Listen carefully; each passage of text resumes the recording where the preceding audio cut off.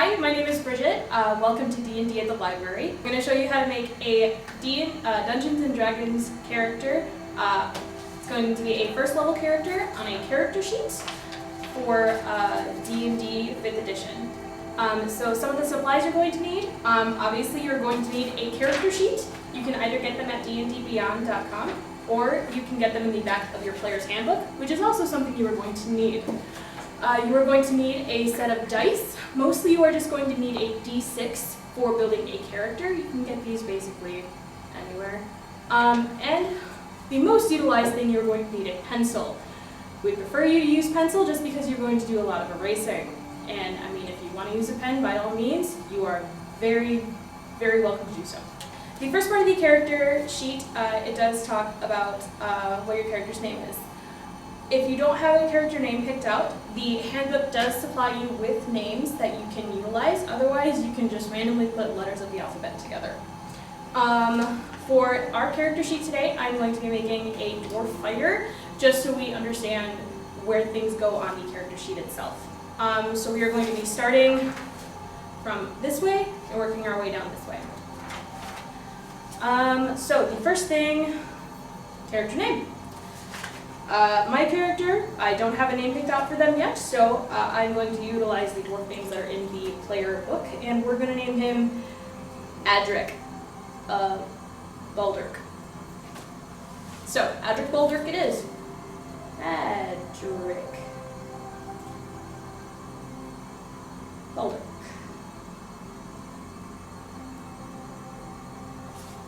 Okay, then we are going to determine what class and level they are. We are going to be starting off at level 1. Sometimes your Dungeon Master will start you off at level 3 or level 5, level 10. Doesn't really matter. It's at the DM's discretion as to what level you're going to be beginning at. For today, we are going to be starting off at level 1, just so you understand how to fill out the character sheet itself. So, the class that he is going to be, a class is basically just your character's job, what they do. So, popular classes are fighters, wizards, rogues, rangers. The list is in your player handbook, but if there are other ones that you would like to do, those are called homebrews, which of course you need to discuss with your dungeon master to determine if you are able to play those. So our class is going to be a fighter, and our level is 1. Your background is determined, simplistically, it is the specific job of your job. So if you work in retail, you're a cashier, that's your specific job. Same thing with this. You're a fighter, and I'm going to make him be a soldier. So the backgrounds are also listed in the player handbook as well. So he's going to be a soldier. And player name. Player name is your name. Simple as that. So my name is Bridget, so that'll go there. Your race. The race of your character is what they are. The races go from basic humans to dwarves, halflings, elves, tieflings, dragonborn. If you can think of a character to be, as long as you discuss it with your dungeon master, you can probably play it. So he is a dwarf.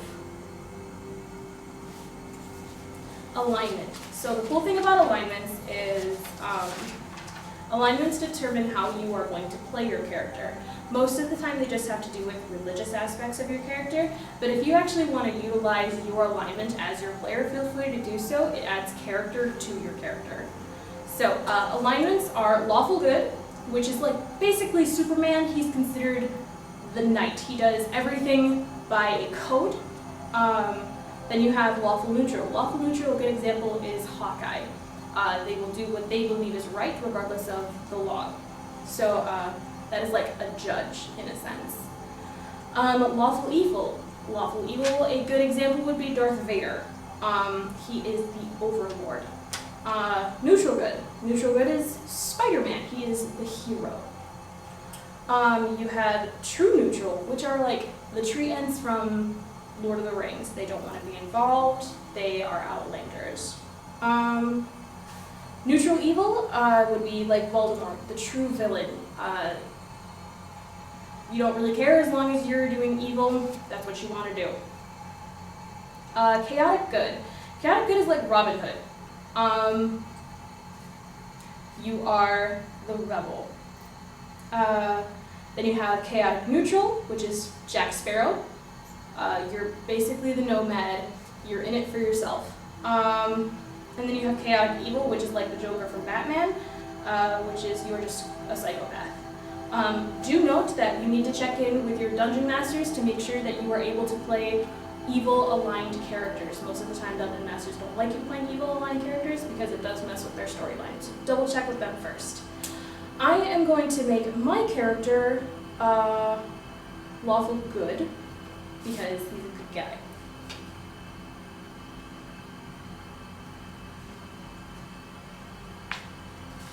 Experience points. Experience points are like in a video game. If you kill the monster, you get the experience points for it. I play a lot of games where there is actually no experience points and you just gain levels. Again, it just depends on your dungeon master. But as of right now, experience points, at level 1, you have 0. Okay, now we are going to go over the ability scores. These are very important. These are going to be the most utilized thing in your game. So, how you determine these is very simple. You're going to need a blank sheet of paper, and you are going to need to roll a d6 4 times. And you will take the 3 highest numbers of that roll, and you will add them together to make one number.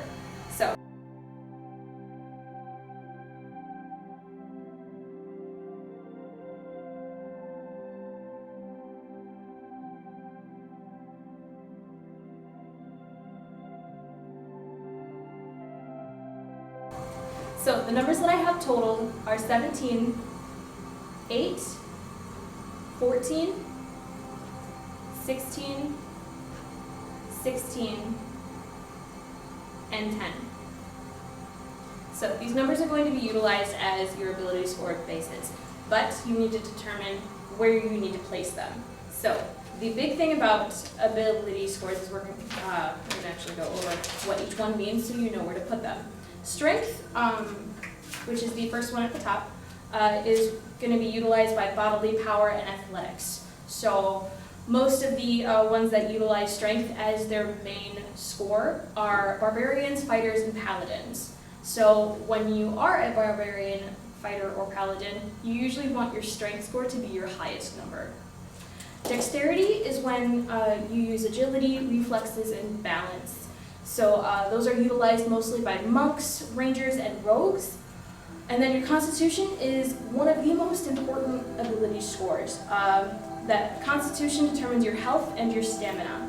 So that is utilized by everyone. So you usually want that to be at least your second or third highest.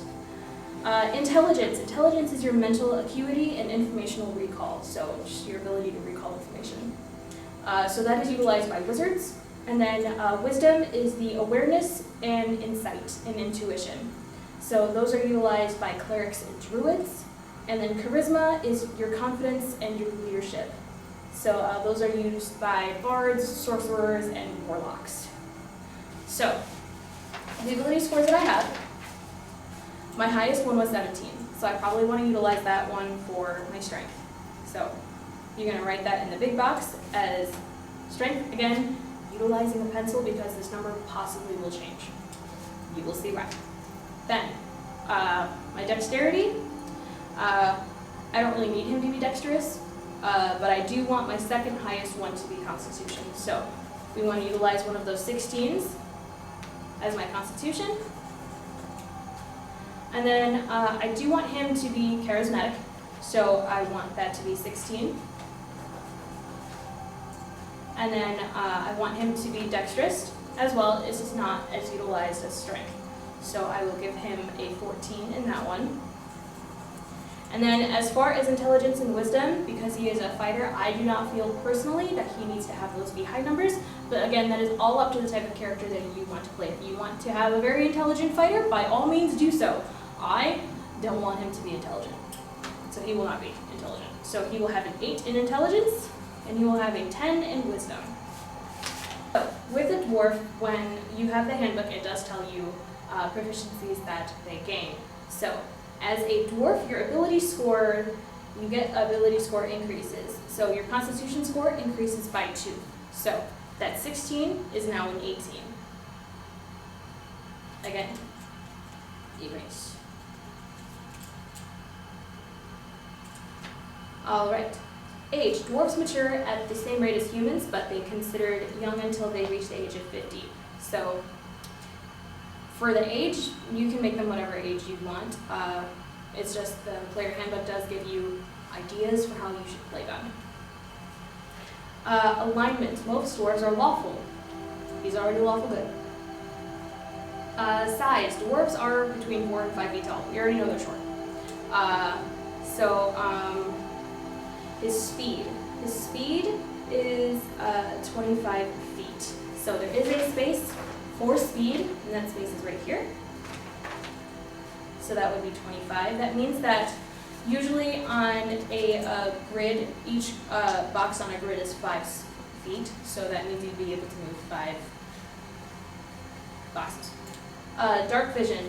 Most characters, besides humans, have dark vision. Dark vision allows them to see in dimly lit areas like dark caves and anything without having to have a light or a torch or anything. So dark vision is usually about 60 feet unless specified otherwise. So since that is a proficiency, what you would do is you would put that in your proficiency box here.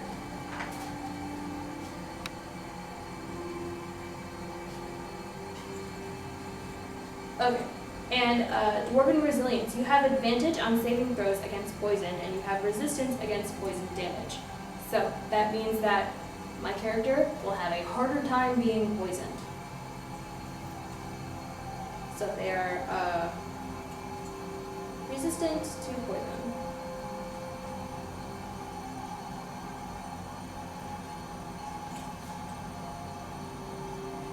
Alright, and you are proficient with battle axes, hand axes, light hammers, and war hammers. So.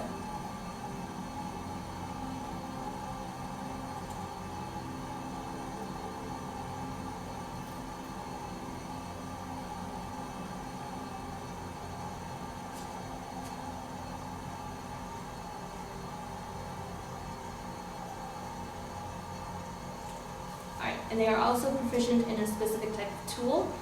You can choose the type of tool that you want to be proficient in, which is either smithing tool, brewing supplies, or mason's tools. I think he would be good at smithing tools, so I would like him to be proficient in smithing. They also have an ability called stone cunning. Stone cunning means that whenever they make an intelligence history check related to architecture, they have advantage, or they are proficient in the check. So languages, most of the time you are able to speak common, as well as the language of whatever race you are. So as a dwarf, I can speak, read, and write common and dwarvish.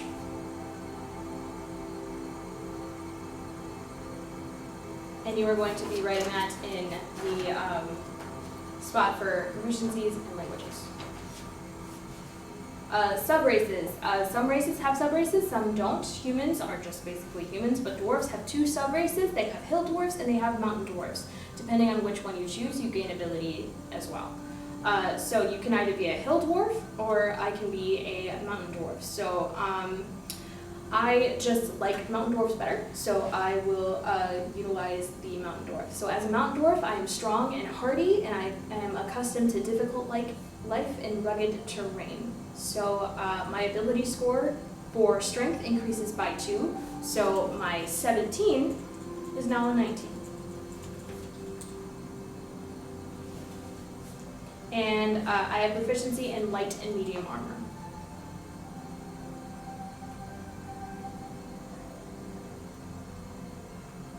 And it is very important to keep track of what you are proficient in, because that means that you will be able to add your proficiency bonus to utilizing these things. Okay. So that is it for the race parts. So now you are going to go to the top here for proficiency bonus. Proficiency bonuses are starting at level 1, your proficiency bonus is 2. It does go up with levels, but for right now, it does just remain at 2. So, also with that proficiency bonus, that means those things that you're proficient in, you add that bonus to your modifier, which gives you more of an advantage against the attack. That does not mean advantages and you get to roll twice. That is a thing in D&D.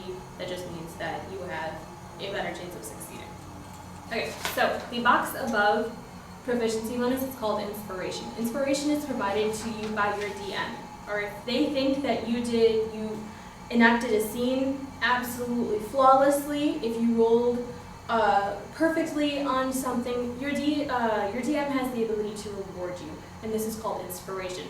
Inspiration gives you the ability to re-roll on checks that you didn't do very well on. So like if you are trying to hit a monster and you rolled an amount that doesn't add up to their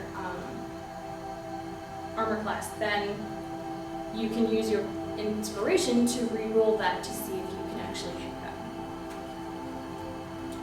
So as of right now, because we are level 1 and we have not played yet, we have no inspiration. As of now, you can tally up what your modifiers are going to be. So how the modifiers work is for every 2 numbers, it gives you a number for your modifier.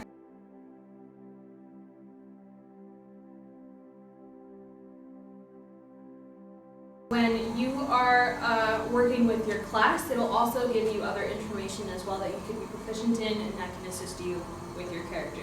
So as a fighter, my hit dice, or the dice I roll in order to determine my health, is a 10 or a 1d10 per fighter level. So every level that I go up, I can roll a d10 and add more to my HP. So because it is a d10, I'm going to be utilizing my d10 and I'm going to roll it, and it is a 6. So you add your Constitution modifier to your base roll in order to determine your HP. So, if my modifier is 4 and my base roll is 6, that means my HP as of right now at level 1 is 10. So, you would write that at your hit point maximum, because throughout the game your hit point will change, because if you get hit with something, if someone heals you, it can change. Which again, writing a pencil. So that means that in the hit dice square, you want to write 1d10, just in case if you never ever want to flip back to the book to determine what it was. You are proficient in all armor and shields as a fighter. So all armor and shields. Weapons, simple weapons, and martial weapons. You are not proficient in any tools, but because of your race, you are proficient in the smithing tools. The saving throws. Saving throws are basically when something is trying to attack you, or you are trying to attack something, and they need to roll a saving throw in order to determine if that has an effect on them. So the saving throws that you are proficient in as a fighter would be Strength and Constitution.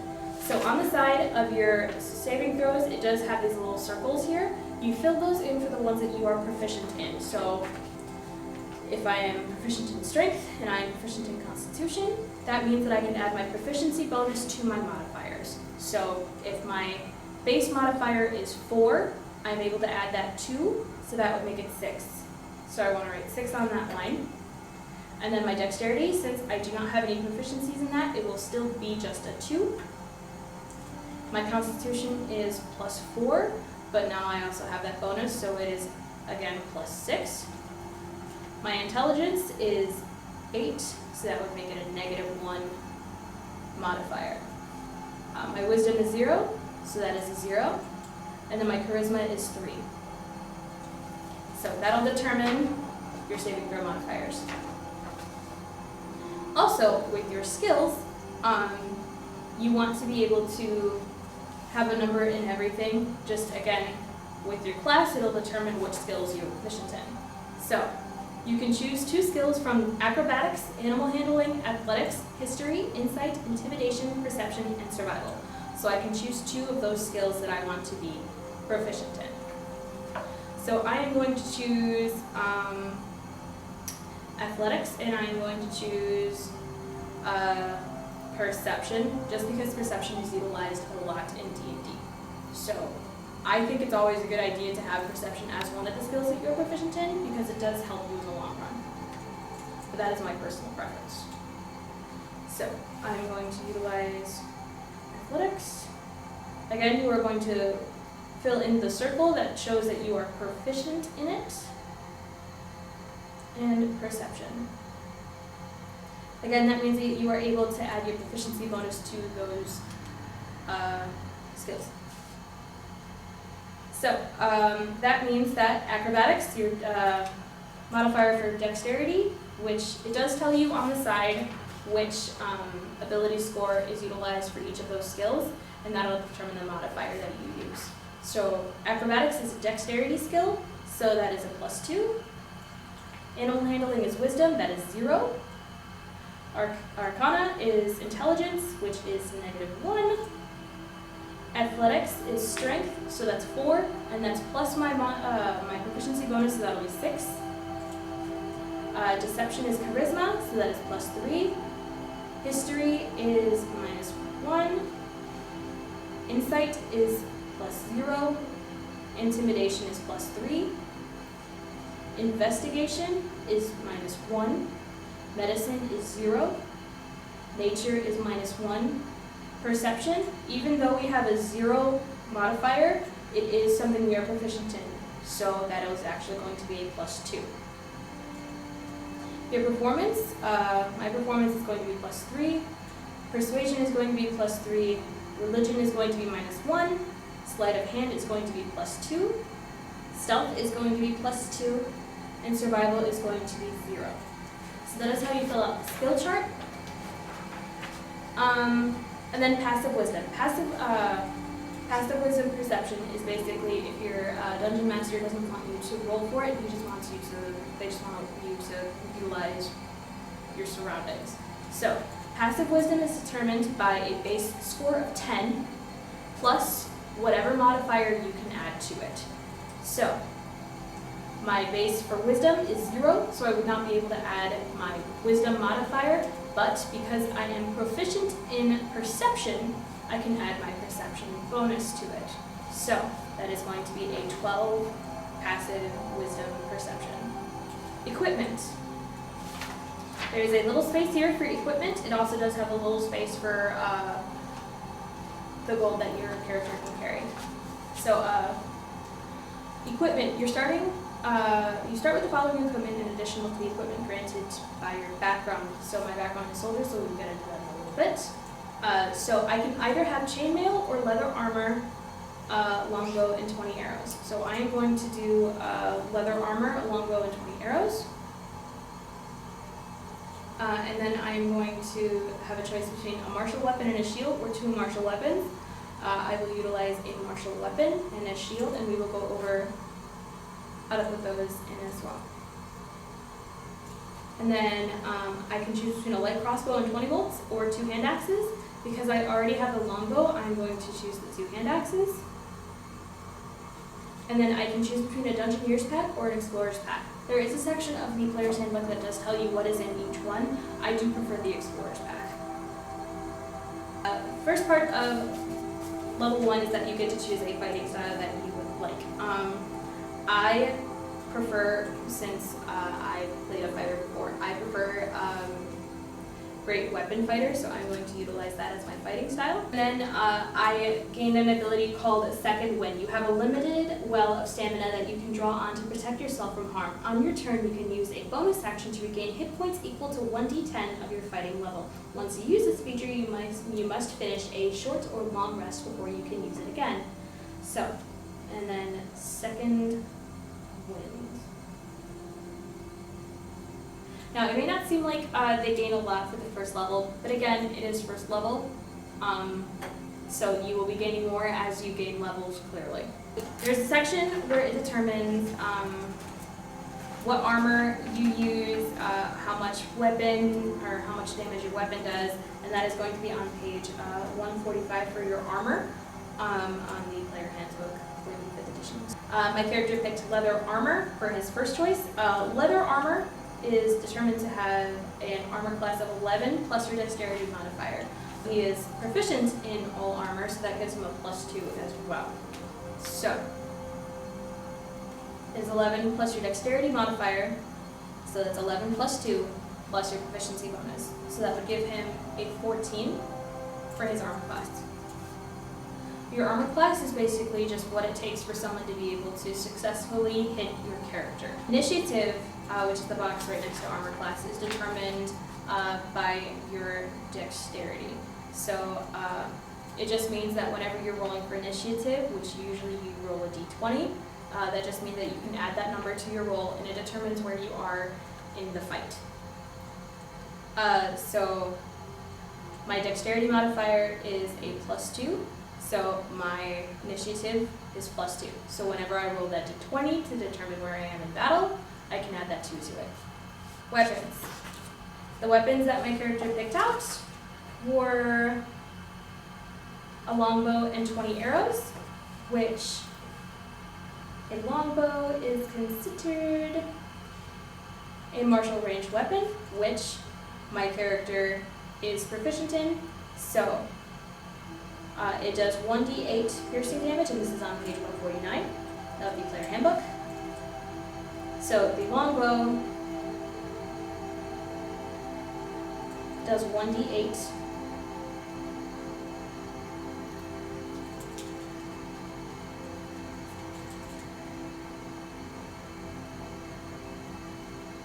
And that'll also be a +2 for the proficiency bonus. So when you hit a character or an enemy, that means that for your attack roll, you're going to be adding that +2 to the modifier. For ranged weapons, you use dexterity. The proficiency will be, the attack bonus will be +4. He also picked out a martial weapon and a shield, so that means that you can pick from any of the martial weapons that are here. So I would like them to have a great axe. So a great axe is considered a martial weapon. That'll give them a 1d12 for damage. That just means that, again, when you are rolling for damage, you roll a d12 to determine how much damage you're doing. And since I am proficient in martial weapons, again, because this is an object that is heavy, you're going to utilize your strength. So that'll be a +4, and then because it is a proficiency bonus, it is +6. So it's +6 to attack. Because they also had a shield does add to your AC as long as you are wielding it. If you are not wielding the shield, it does not add to your AC. But for the time being, I'm going to say that they are holding their shield. So just keep in mind that if your character is holding a shield, that does add +2 to their AC. So if you're fighting in battle and you're holding your shield, you get +2 to your AC. Also had them do 2 hand axes. Those are simple weapons, which again, proficient in. So those do hand axes, do 1d6 piercing. Or slashing, I'm sorry. They do 1d6 slashing. That would be 4 plus my proficiency bonus, which is +6.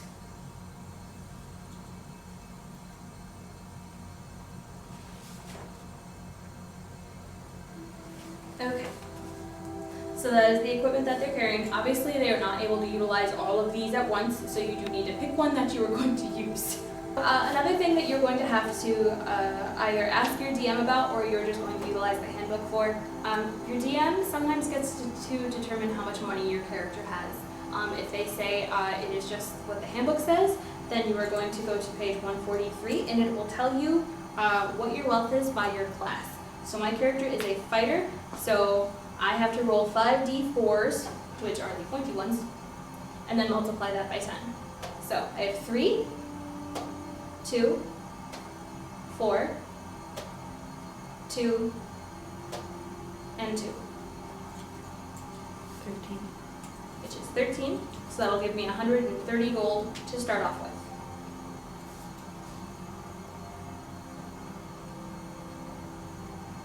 And you can put that in these spaces here. Your personality and your backgrounds. Backgrounds start on page 124, where you can determine what you want your character to be. This also does give you possible equipment, possible money as well. So if my character is a soldier, with a soldier, they are proficient in athletics and intimidation. I am already proficient in athletics, it does not stack up. And intimidation.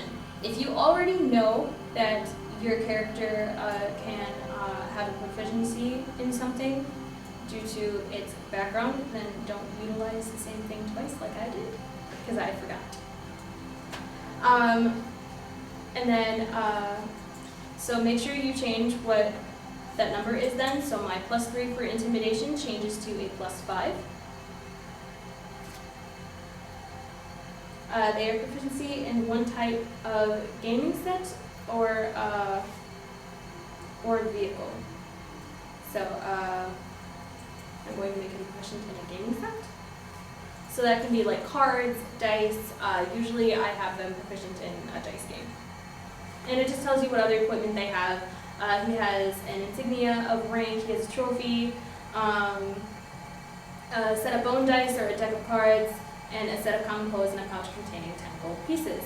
So you can either make, your DM can either say that you only have the 10 gold pieces, or you can add that to your original. It just depends on what your dungeon master says. So I'm just going to say I have 140 pieces instead of 130. Okay, so it also does give you like ranks that you can choose from. So I'm going to just make him an officer. It does give you suggested characteristics. So personality traits. So you can either roll for them like it does on here. It does have it listed in which dice you can use, or you can just pick one that you like. So I'm actually just going to roll for it just because it's more fun that way. So I'm going to take my D8 because it says to use a D8. We rolled an 8. So number 8 is I face problems head on. A simple direct solution is the best path to success. So.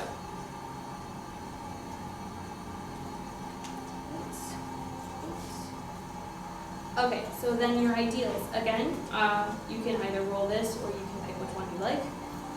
So I'm going to roll it just because it's more fun. I rolled a 3, so independence. When people follow orders blindly, they embrace a kind of tyranny. That is a chaotic ideal, which doesn't exactly match as lawful good, so I might change it. Responsibility. I do what I must and obey just authority. I will do number 2 instead. Your bonds. Again, it says I can roll for it, so we are going to roll for it, which is number 1. I will still lay down my life for the people I serve with. So number 1, and then a flaw. A number, the dice you can roll for that is a d6, which is again number 1. The monstrous enemy we faced in battle still leaves me quivering with fear. So 1. And that is how you fill out a character sheet. Stay tuned for next time.